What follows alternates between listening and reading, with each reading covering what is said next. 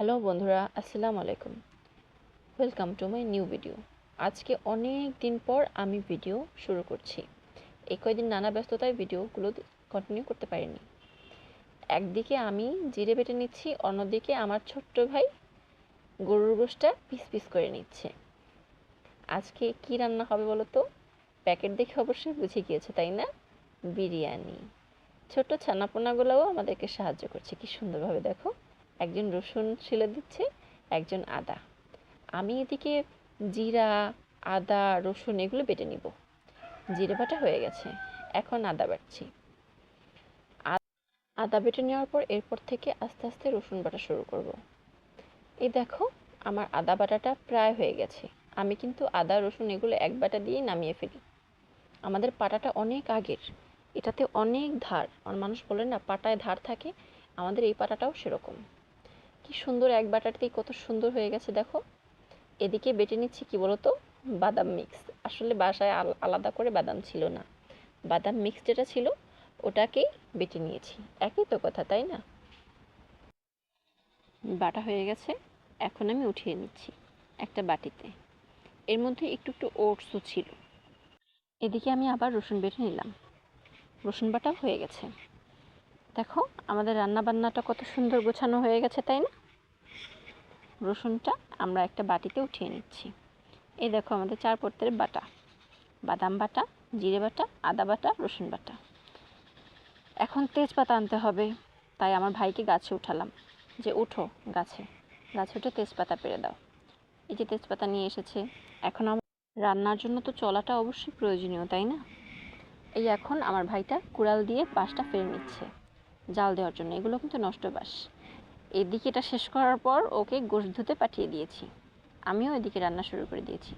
এখনও কিন্তু পেঁয়াজ কাটা আমাদের হয়নি। পেঁয়াজ কাটা হওয়ার পর পেঁয়াজটা দেব। আপাতত এই মশলা দিয়ে কষাতে থাকি। দেখো, আমি তেলের মধ্যে গোশটা দিয়ে দিয়েছি। এরপর গোশের মধ্যে একটু একটু করে জিরে বাটা, আদা বাটা, রসুন বাটা দিয়ে দিলাম। এখন দিয়ে দেবো বাদাম বাটা। এখন একটুখানি মরিচের গুঁড়ো দিয়ে আর লবণ দিয়ে ভালো করে মিশিয়ে নিচ্ছি। মেশানোটা হয়ে গেলেই আমাদের কিন্তু ঝামেলা অর্ধেক শেষ। মেশানো হয়ে গেছে, এখন আমি এটাকে ঢেকে দিব। ঢেকে ঢেকে রান্না করতে হবে, এতে পানি গলে খুব সুন্দর রান্না হবে। চলো এদিকে চালের প্রিপারেশন নেওয়া যাক। চালটাকে ঢেলে নিচ্ছি, এখন এটাকে পাঠিয়ে দিচ্ছি ধোয়ার জন্য। কলপারে নিয়ে ভালো করে 1-2 বার ধুতে হবে। পোলাও চাল কিন্তু বেশি ধোয়া যায় না, বেশি ধুলে কিন্তু এটার গায়ের গন্ধটা শেষ হয়ে যায়, এটা মুরব্বীরা বলে। এদিকে আমি পেঁয়াজ কাটা শেষ করে গোশের মধ্যে পেঁয়াজ কাটাটা আর আস্ত মরিচ দিয়ে দিচ্ছি। এখন এটাকে ভালো করে মিশিয়ে ঢেকে ঢেকে আবার রান্না করব। আমি কিন্তু 2-3 বার পানি দিয়ে দিয়ে রান্না করেছি।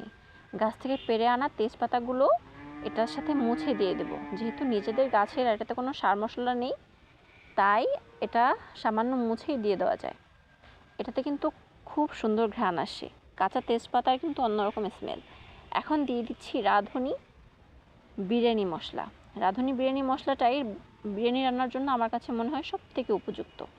এটার যে মন কাড়া স্মেল, এটা দিয়েই, স্মেলটা দিয়েই মনে হয় ভাত খাওয়া যায়। আমার কাছে এটা খুবই ভালো লাগে। এদিকে আমার ছোটো ভাইরা পেঁপে কেটে নিচ্ছে, পেঁপের আর আমি রান্নায় মনোযোগ দিচ্ছি। ওরা পেঁপে দিয়ে তেঁতুল দিয়ে মাখিয়ে মাখিয়ে খাচ্ছে। এখন আমি এই গোশের মধ্যেই চালটা দিয়ে দিচ্ছি। আমি জানি এই কড়াইতে এই চাল এবং মাংসটা দিয়ে বিরিয়ানি রান্না করা যাবে না, কিন্তু তারপরও মেশানোর জন্য আমি এভাবে দিয়ে দিচ্ছি। এতে কিন্তু খুব সুন্দর চালের মধ্যে স্মেলটা ঢুকে যায়। আমি এটা শিখেছি ইলিশ পোলাও থেকে। ইলিশ পোলাও রান্না করলে মশলার মধ্যে এরকম চালটা দিয়ে দিলে, ভালো করে কষালে প্রতিটা চালের মধ্যে মশলার ঘ্রাণ চলে যায়। এই দেখো, আমি এখন নামিয়ে ভালো বড় একটা পাতিল এটার উপর দিয়ে দিচ্ছি। এখন পাতিল থেকে আস্তে আস্তে ঢেলে নিব।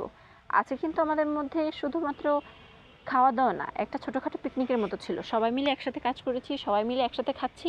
এটা অন্যরকম মজা আমার কাছে। আমি প্রায় এরকম করি। আমার সাথে যুক্ত থাকলে তোমরা প্রায় এরকম ভিডিও দেখতে পারবে, যেখানে আমি আমাদের ভাই বোন সবাইকে নিয়ে একসাথে মজা করে রান্নাবান্না করছি, খাওয়া দাওয়া করছি। আমার এটা খুব পছন্দ ছোটোবেলা থেকেই। এখন রান্না আমাদের প্রায় হয়ে গেছে। এখন চালটা ফুটলেই রান্না অর্ধেক শেষ। এখন আমি পানির মধ্যে পরিমাণ মতো লবণ দিয়ে দিচ্ছি। পানি কিন্তু 2 কড়ের মতো হলেই আলহামদুলিল্লাহ আমাদের বিরিয়ানিটা পারফেক্ট হবে। এই দেখো বিরিয়ানিটা ফুটে গেছে, এই জন্য আমি ঢাকা দিয়ে দমে দিয়ে দিয়েছি। 10 মিনিট পর দম বন্ধ করে এখন ঢাকনাটা উঠিয়ে নিয়েছি। এই দেখো আমাদের বিরিয়ানিটা হয়ে গেছে। কত সুন্দর বিরিয়ানি, তাই না? ওদিকে আজানও দিয়ে দিল। এটা কিন্তু ভয়েস ওভার দেওয়ার সময় আজান, কারণ আমাদের রান্না হয়েছিল প্রায় 2টার দিকে, তখনই আমরা খেয়ে টেয়ে নিয়েছি, আর আমাদের এতক্ষণে হজমও হয়ে গেছে। এই দেখো আমি ঘরে চলে এসেছি, এখন সবাইকে আস্তে আস্তে বেড়ে দিচ্ছি। কি সুন্দর না? একদম মশলা টশলা কম দিয়ে বিরিয়ানি। আমি কিন্তু চালটা ভাজার জন্য কোনো তেল দিইনি, মরিচ নেই, ভাই বোনকে পাঠালাম মরিচ ছিঁড়ে নিয়ে এসো, যে গাছ থেকে যাও। সব কিছুই আজকে গাছ থেকে নিজেদের নিয়ে খাবো। আজকে কিন্তু আদাটাও গাছ থেকে নেওয়া ছিল। বন্ধুরা, এরকম ভিডিও দেখতে আমাকে ফলো করো।